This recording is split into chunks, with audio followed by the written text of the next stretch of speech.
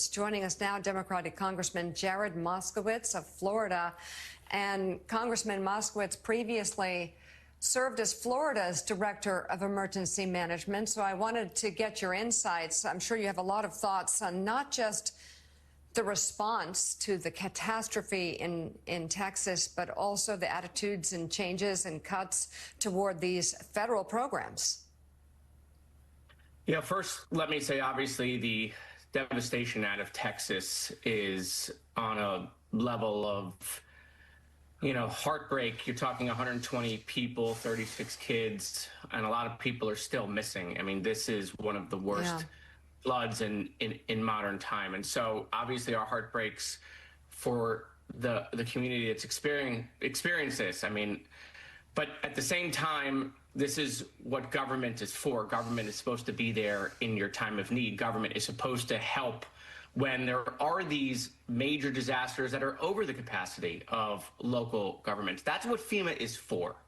And the reports coming out that FEMA didn't show up with swiftwater rescue crews for 72 hours is a total deviation from how FEMA worked when I was the Director of Emergency Management in Florida. I would have been woken up by my regional administrator in the middle of the night. By the way, Florida right now doesn't have a regional administrator. That position's empty because they were forced out, along with over 20% of FEMA's workforce. There would have been Black Hawk helicopters that would have been moved by FEMA for search and rescue. They would have had Task Force 1 and Task Force 2 that would have been mobilized within 24 hours on the site. After 72 hours, unfortunately, search and rescue, them showing up then is not as needed at that critical moment. So you're describing what would have happened had this been under your jurisdiction. How would you describe the response in Texas? Well, Kristi Noem doesn't know what she's doing. She has no idea what she is doing when it comes to FEMA. Look, FEMA needed reform. The emergency management industry has been saying that for a long period of time. I have a bill with Byron Donalds, who's running for governor of Florida, to take FEMA out of Homeland because we want FEMA to be faster. And Homeland is a giant bureaucracy with 22 other agencies. They're disabusing FEMA, making it do the grants of all the other agencies within Homeland. And so it needed reform, but that's not what the secretary did. What she did is she broke it.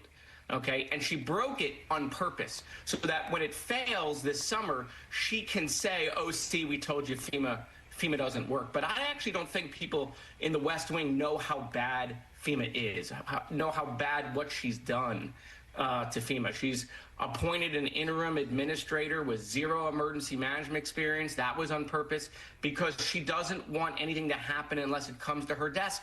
She's actually made FEMA slower, less efficient. So much for the E and Doge for what she's done to FEMA. And it's going to cost lives, and it's going to hurt red states more than anybody else. Mississippi, Alabama, Georgia, South Carolina, Tennessee, Kentucky, Kansas, places that have tornadoes.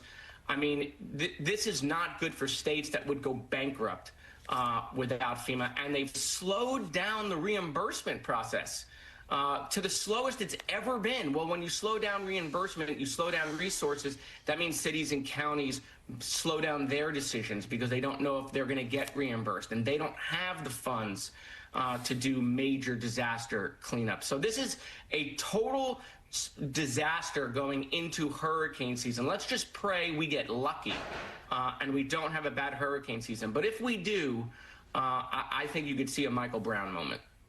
So, Congressman, you took me exactly where I wanted to take the next line of questioning. Is hurricane season about to arrive?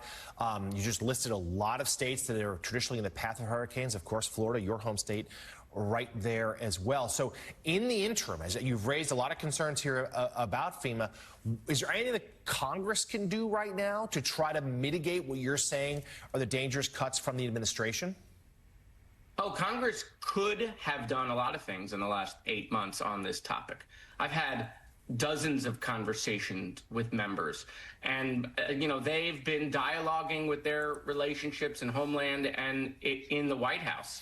But the secretary has already caused the damage, right? It's easy to break things. It's much harder to fix them. And so they're scrambling now okay, to try to get FEMA now ready for hurricane season, but there's too many positions that are empty. There's too much experience that has left. And everyone there is afraid to make a decision because they'll get fired, and all the decisions have to go up to the secretary. And so, yeah, what can Speaker Johnson do being from Louisiana? What can Steve Scalise do being from Louisiana?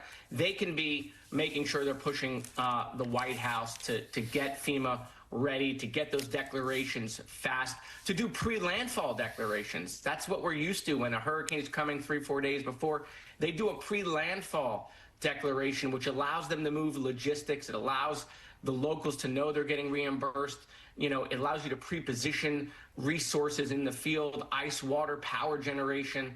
It allows you to do all of those things. FEMA needs to go to the playbook that they know and works in hurricane season. So those members should talk up publicly and shouldn't be afraid, because if we do get a bad hurricane season, it's going to come to their districts. There are more Republican districts that are exposed to hurricanes than Democratic districts. Yeah, I was actually in coastal South Carolina last weekend as a tropical storm moved in. It ended up being not a big deal, but there was a sense of a few residents I talked to bracing themselves as to what the months ahead may hold. Democratic Congressman Jared Moskowitz of Florida, thank you so much for joining us this morning.